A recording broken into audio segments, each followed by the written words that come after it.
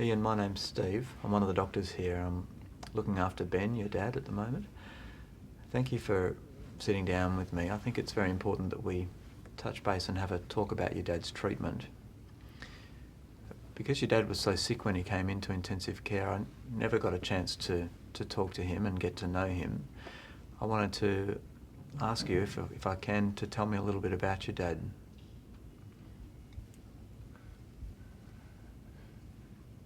He's a good guy.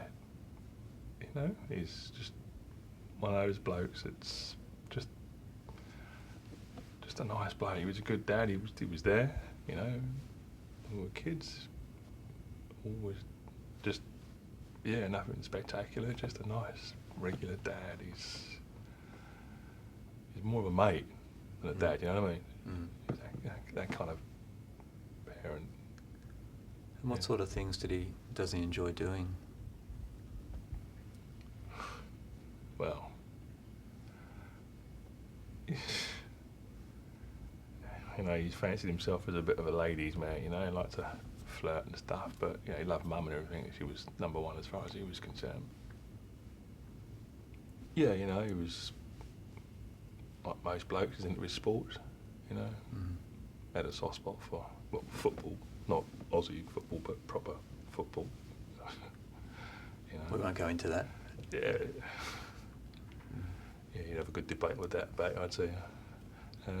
Yeah, he took us fishing, although I never let him know that I really didn't like fishing. I just liked spending time with him, really.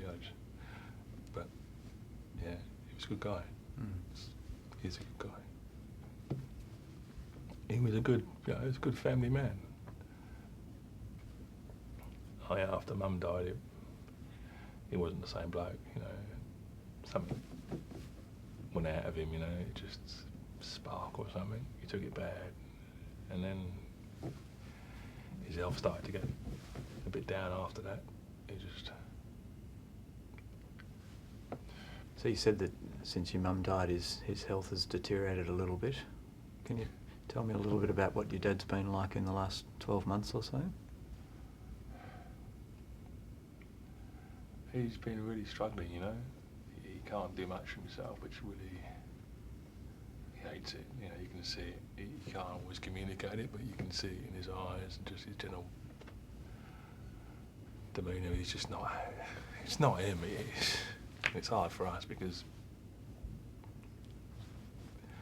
he's not the same bloke anymore. You know, he's not our dad. This was dad, life and soul of the party. Did stuff. You know, he was. Now he's struggling. He's really struggling with everything, you know, just keeping food down, taking care of himself. Just, he was a really independent guy, you know. I know he wouldn't want to be in this situation he's in now. He wouldn't. It's not him. He wouldn't want that. It must be very hard for you to see your dad like that.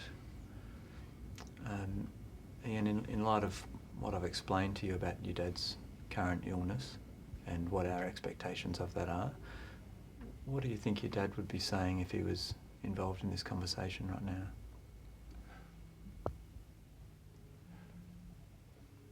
He wouldn't want it drawn out. No, he wouldn't want to become one of them people that has to be spoon-fed and everything done. It's just, no, he'd want it over. Well, I can see that you love your dad very much and that you want to do what's best for him. Yeah. It is hard, but I wouldn't want him to suffer, you know?